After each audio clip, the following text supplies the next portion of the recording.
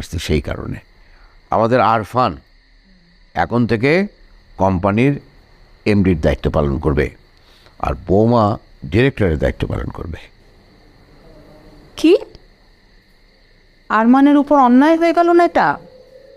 আরে ও কি করলো সেটা কি তুমি ভুলে গেছো এত তাড়াতাড়ি? হ্যাঁ, বিয়ার আসরে বাবা মার কথা অবাধ্য হয়ে সে পালায় চলে গেল। কারণ এই পাগলাটা যদি রাজি না হতো তাহলে আমি খালেকের সামনে কোনোদিন চোখ তুলে তাকাতে পারতাম?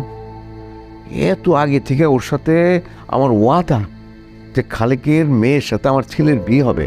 আমার মান সম্মান কোনো কিছু থাকতো? তুমি বলো যে অন্যায় করা হচ্ছে।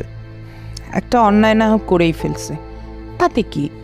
সেই জন্য ওকে দায়িত্ব থেকে সরাই দিবা, এটা তো কোনো কথা হলো? তোমার সাথে কথা বলে কোনো লাভ নাই, বুঝলা?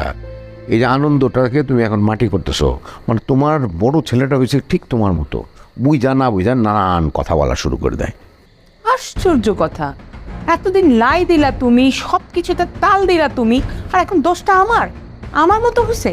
ও একটা বোবা ডাকাত, ও যে কি করতেছে না করতেছে বোঝার কোনো উপায় নাই। দেখলে মনে হয় ভাজা মাছ উল্টে খেতে পারে না।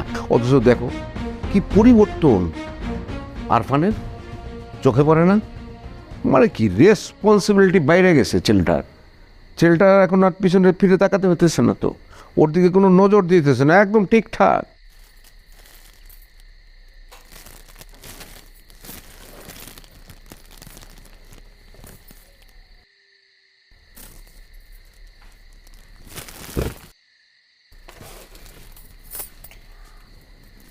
আপনি বোধহয় আপনার গার্লফ্রেন্ডের যে ড্রেস আর ফুল ভুল করে বাসায় নিয়ে আসছেন না? হ্যাঁ, আমি ভুলে আমার গার্লফ্রেন্ডের ড্রেস আর ওর জন্য ফুল বাসায় নিয়ে আসছি। আপনার গার্লফ্রেন্ড মনে হয় ওয়েস্টার্ন ড্রেস খুব পছন্দ করে। হ্যাঁ, ওর ওয়েস্টার্ন ড্রেসে খুব ভালো লাগে তো। ওই দিন রেস্টুরেন্টে যে দেখলাম ওইটাই তো না? গার্লফ্রেন্ড দেখবা?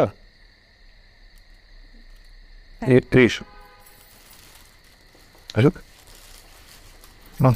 এসো। এই যে এটা হচ্ছে আমার গার্লফ্রেন্ড।